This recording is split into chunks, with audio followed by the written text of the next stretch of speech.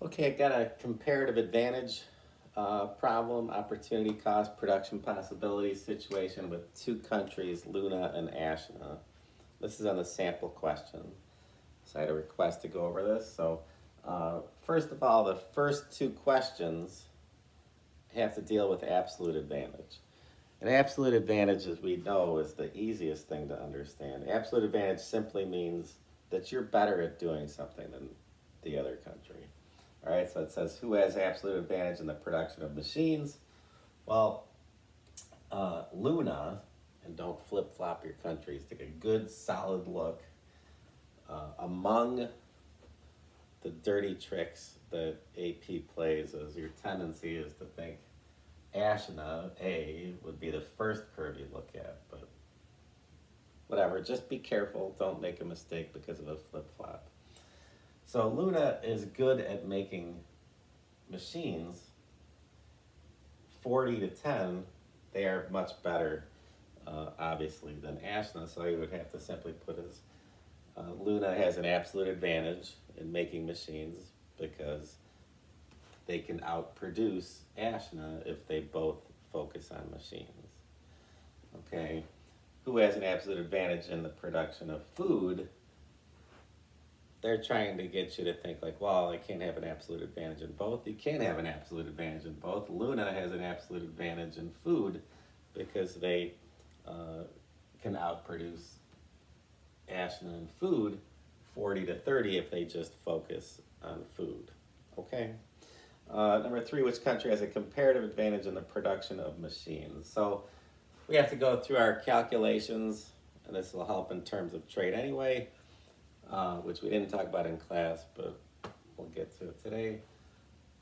Uh, the Luna opportunity cost for food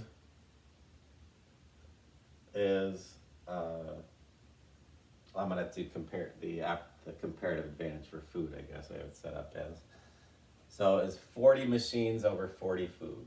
Okay, so Luna gives up 40 machines to produce 40 food. Ashna's opportunity for cost for food is 10 machines over 30 food. So Ashna has comparative advantage for food, which must mean what? It must mean that uh, Luna has comparative advantage for machines. You cannot have comparative advantage in both. Okay? And what you could say for that is, and it doesn't say, do the calculations. So you could just look at this and see, okay, obviously Luna is much better comparatively at making machines than Ashna is. Ashna is clearly really good at making food relative to that. Okay, if we did Luna's opportunity cost for machines, it would be 40 over 40, 1 over 1. Uh, Ashna's opportunity cost for machines would be 30 over 10, which would be 3. So if we did the calculation that way, we still come up with uh, Luna has comparative advantage for machines, okay, because they have the lower opportunity cost for making machines. With trade between these two countries, which country will import food? Well, if you have comparative advantage in something, you export that thing. You are good at making that thing. The US is good at making airplanes. We have comparative advantage in that, so we export that. We do not have a comparative advantage in avocados, so we import those from Mexico. Okay, so uh, Luna is going to be the one that is going to import food because they're going to focus on machines because they have a comparative advantage in machines. All right, so your explanation for that would be um, essentially because Luna has comparative advantage in machines, they will export machines and import food. Don't get too long in your explanations, okay? Just put the main fact out there, one sentence, because they will take off if you contradict yourself, which is the danger. Now for the toughest part, which is the terms of trade.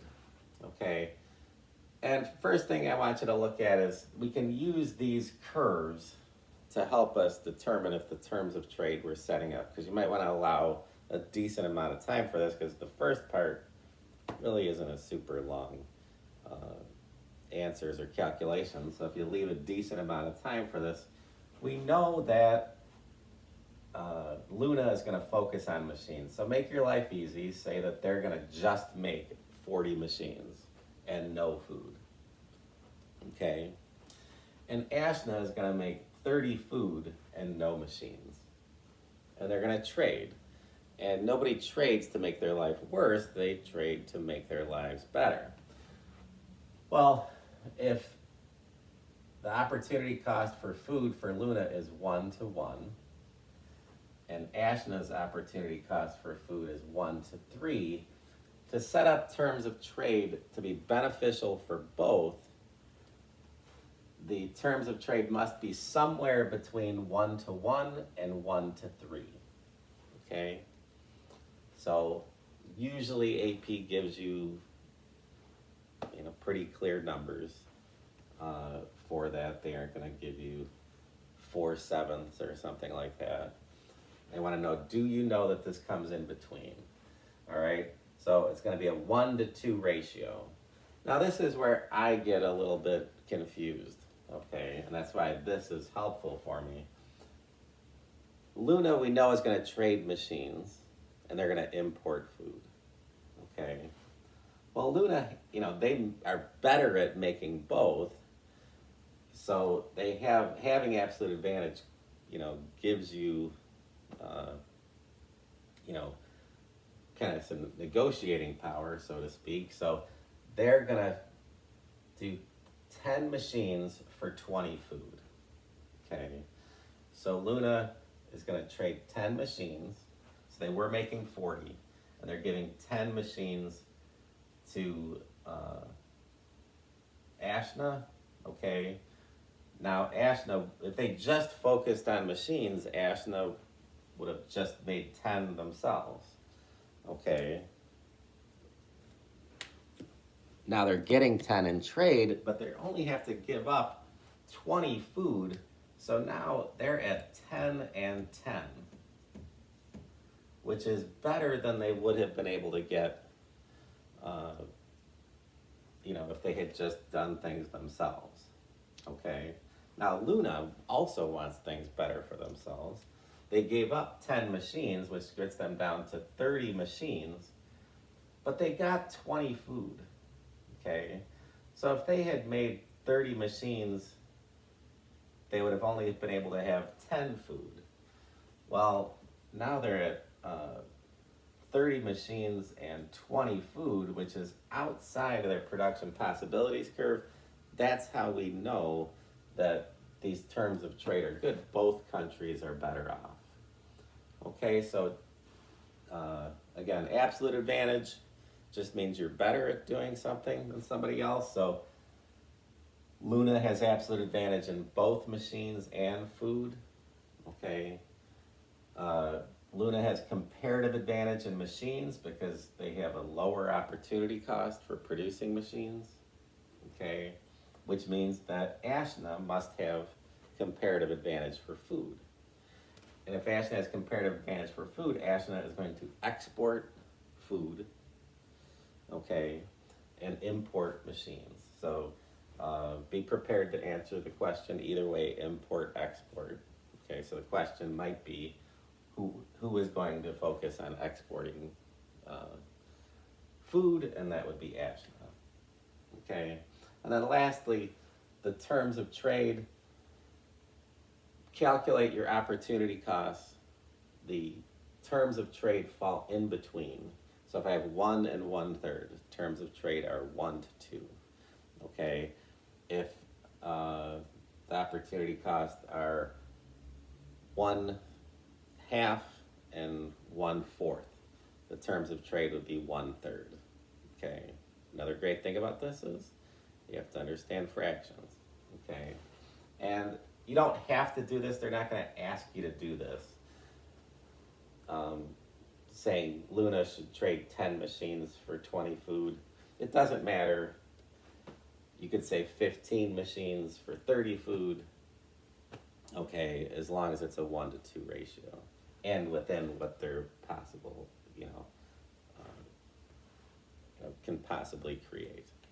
Okay, so that's comparative advantage. If you do see comparative advantage, it will most likely be on the macro test.